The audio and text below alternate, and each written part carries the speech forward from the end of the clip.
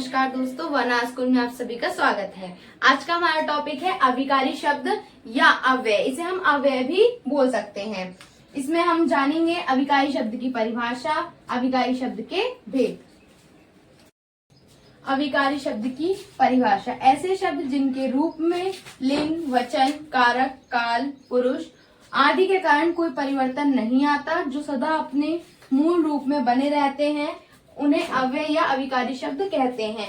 अर्थात वे शब्द जिनके रूप में लिंग, वचन, कारक, काल, पुरुष आदि के कारण कोई भी परिवर्तन ना आए और ये अपने मूल रूप में बने रहें, अविकारी शब्द कहलाते हैं। जैसे वाह, धीरे, अब आदि। तो इन तीनों शब्दों में कोई भी परिवर्तन नहीं हो सकता। जैसे वह आकाश पढ़ने लगा है, वह राधा भी धीरे चलने लगी है। इसमें आकाश पुल्लिंग है और राधा स्त्रीलिंग है। अगर देखा जाए तो हमारे जो अविकारी शब्द है वह, उसमें कोई भी परिवर्तन नहीं आया है। यदि हम देखें कि पढ़ने और धीरे की क्रिया भी अलग अलग है, लेकिन फिर भी हमारे अविकारी शब्द वहां पर कोई भी परिवर्तन नहीं हुआ है। अब हम जानेंगे अविकारी शब्द के भेद। अविकारी शब्द के 5 भेद होते हैं: क्रिया विशेषण, संबंध बोधक, समुच्चय बोधक, विस्मय बोधक, निपात। अविकारी शब्द के पहला भेद क्रिया विशेषण। क्रिया की विशेषता बताने वाले अव्यय शब्द क्रिया विशेषण कहलाते हैं। अर्थात जो भी अव्यय शब्द क्रिया की विशेषता बताएंगे उन्हें क्रिया विशेषण कहते हैं। फॉर एग्जाम्पल मोहिनी मधुर गाती है, तो इसमें ये विशेषता बताई गई है कि जो मोहिनी है वो मधुर गाना गाती है। क्रिया विशेषण के 4 भेद होते हैं: कालवाचक, स्थानवाचक, परिणामवाचक, रीतिवाचक। क्रिया विशेषण का पहला भेद कालवाचक विशेषण। क्रिया होने के समय की सूचना देने वाले क्रिया विशेषण कालवाचक विशेषण कहलाते हैं। यानी कि जो भी क्रिया के होने के समय की विशेषता बताएगा उसे कालवाचक विशेषण कहते हैं। फॉर एग्जाम्पल गीता अभी आई है, तो इसमें जो क्रिया विशेषता बता रहे हैं वो है अभी कालवाचक में। और तुम अब जा सकते हो, तो इसमें कालवाचक अब है।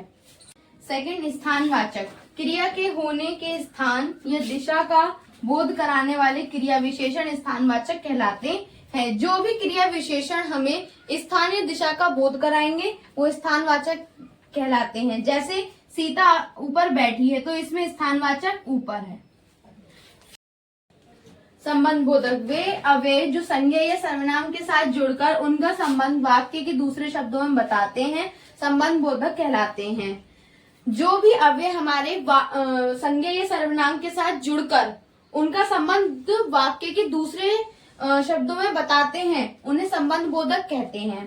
फॉर एग्जाम्पल खुशी के मारे वह पागल हो गया, बालक चांद की ओर देख रहा है। क्रिया विशेषण और संबंध बोधक में अंतर।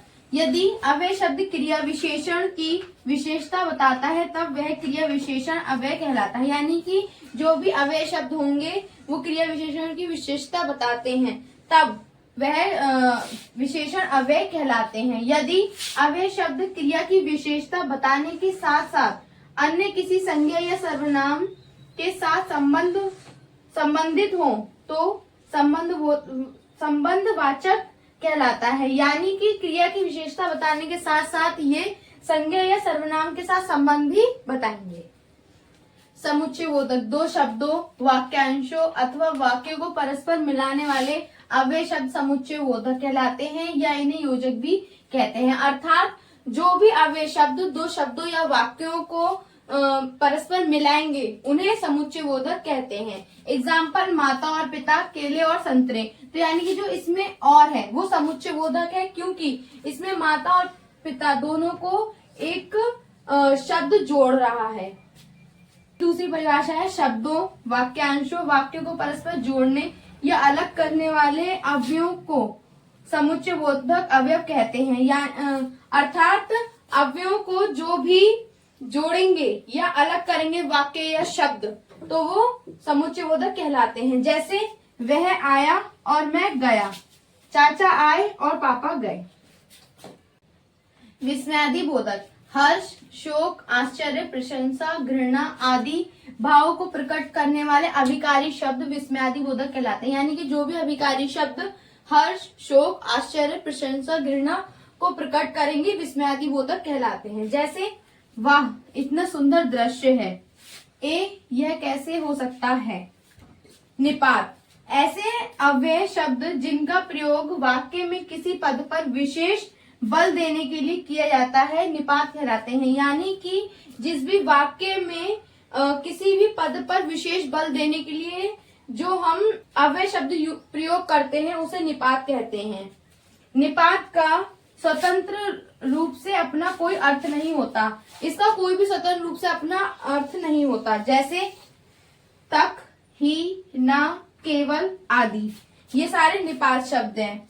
उदाहरण, मैं तो उसका नाम भर ही जानती हूँ, तो इसमें जो भर है वो निपात शब्द है। आज का हमारा अभिकारी टॉपिक यही कंप्लीट होता है। मिलते हैं अगली वीडियो में। धन्यवाद।